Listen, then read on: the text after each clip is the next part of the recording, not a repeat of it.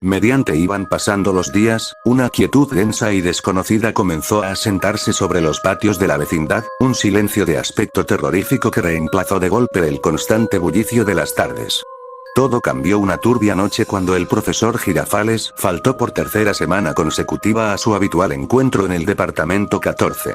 Doña Florinda, sosteniendo una taza de porcelana con las manos crispadas, aguardaba de pie junto a la entrada del primer patio, contemplando fijamente el suelo plano y grisáceo.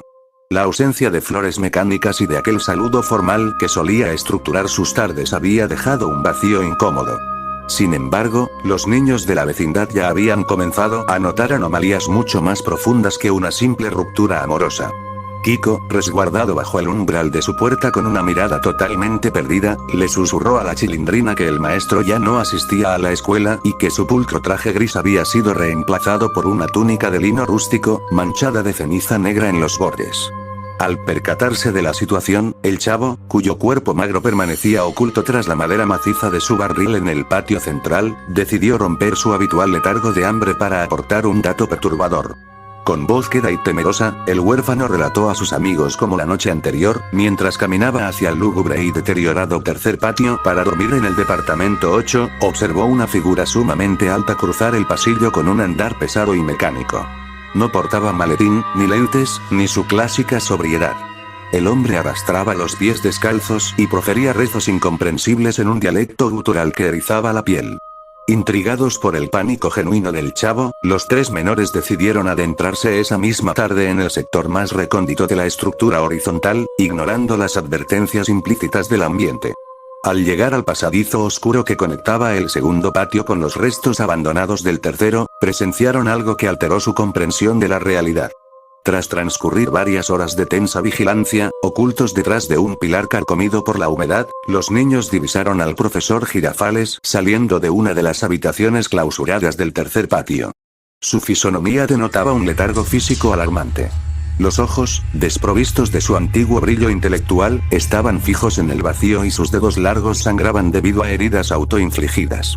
A su alrededor, un pequeño grupo de desconocidos con rostros cubiertos por capuchas mugrientas lo seguía en perfecta sumisión, repitiendo cánticos dedicados a una deidad de la tierra y el dolor.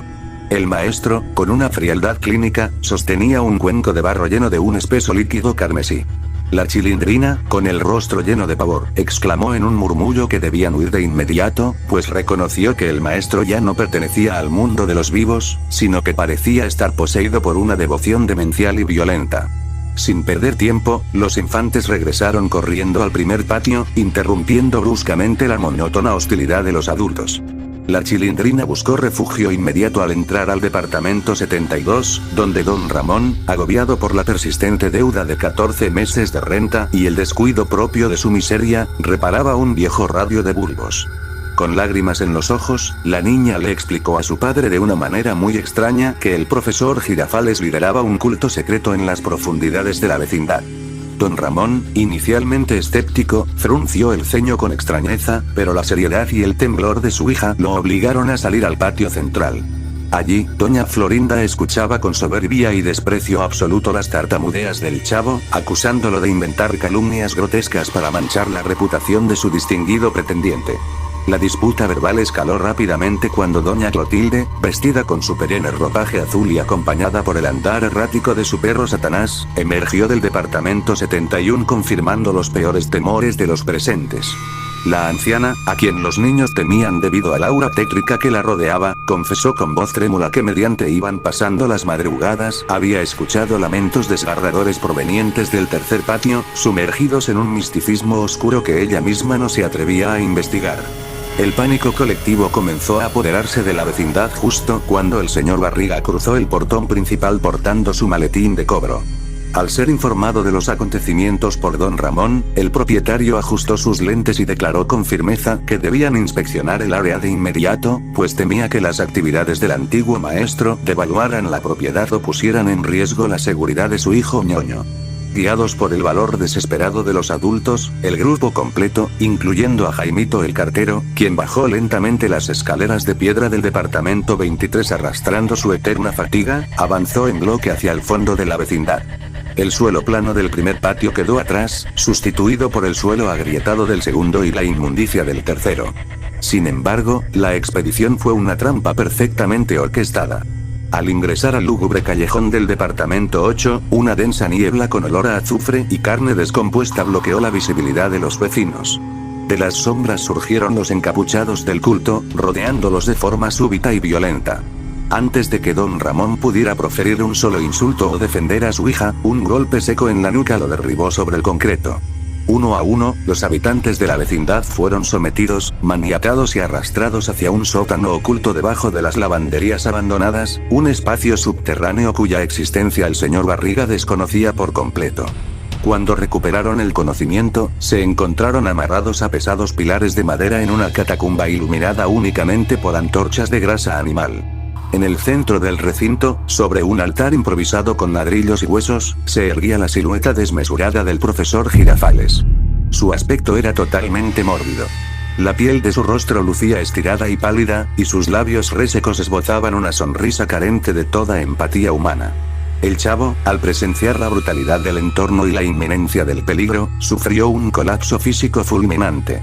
Su cuerpo se volvió completamente rígido, inmóvil y mudo, entrando en un estado de garrotera catatónica que lo dejó indefenso en el suelo. El profesor Girafales dio un paso al frente, miró fijamente a doña Florinda con desprecio absoluto y rompió el silencio con una voz profunda que resonó en las paredes de piedra, declarando que la educación tradicional y los afectos mundanos eran insignificantes comparados con la purificación que el culto exigía para enlutar la tierra. Las antorchas chisporrotearon, y los cultistas alzaron sus dagas oxidadas, listos para iniciar la primera fase del sacrificio.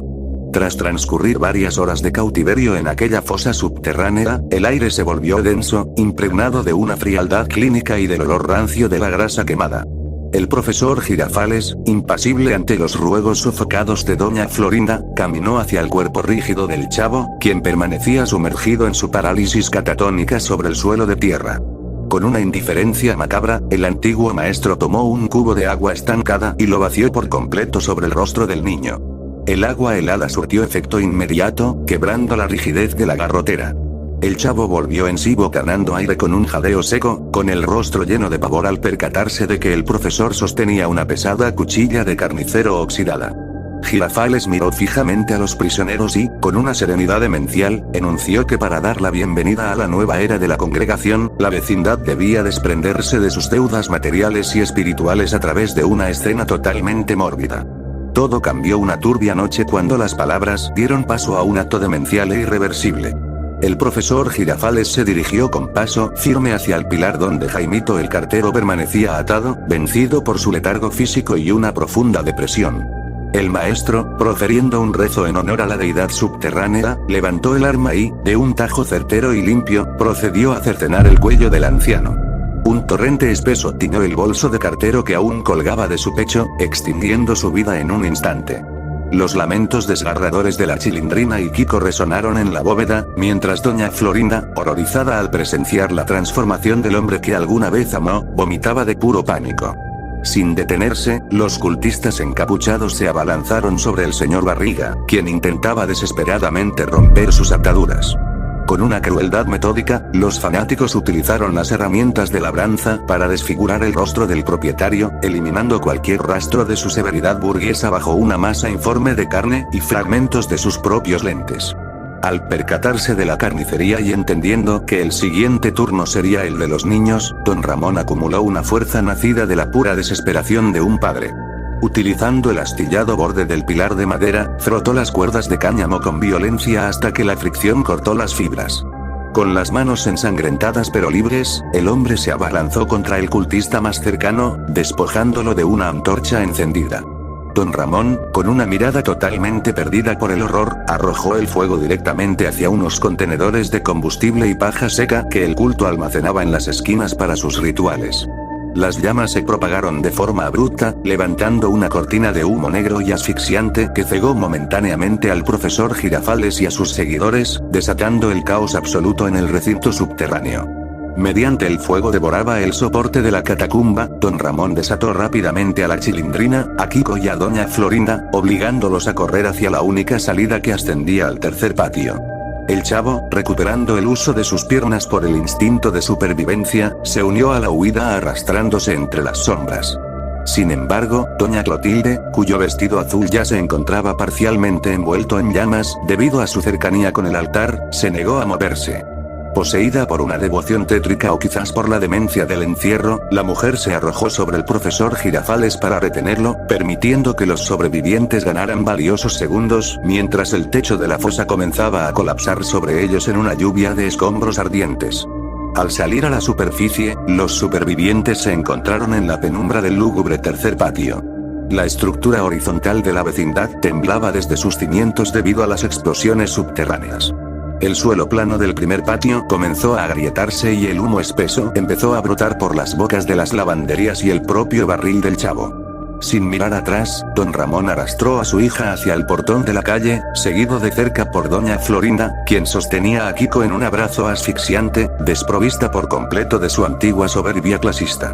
Detrás de ellos, el chavo corría con el llanto contenido, dejando atrás el departamento 8 y la única infancia que había conocido, una existencia miserable que ahora parecía un refugio idílico comparado con el horror del que acaban de escapar. Tras transcurrir las horas de la madrugada, las autoridades y los bomberos lograron sofocar el incendio que amenazaba con enlutar a toda la manzana. El amanecer trajo consigo un silencio sepulcral y un final agridulce para los sobrevivientes.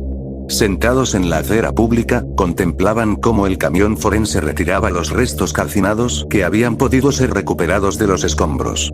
La vecindad quedó reducida a un esqueleto de cenizas, un páramo estéril donde ya no quedaban paredes para albergar deudas de renta ni tazas de café compartidas.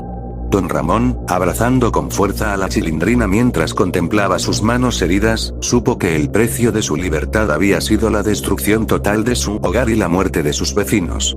Doña Florinda, con la mirada fija en el horizonte gris, entendió que el profesor Girafales jamás regresaría con flores, y el chavo, huérfano una vez más y desprovisto incluso de su barril de madera maciza, caminó en silencio hacia la avenida principal, perdiéndose en la gran ciudad con una profunda sensación de culpa colectiva que los acompañaría por el resto de sus vidas.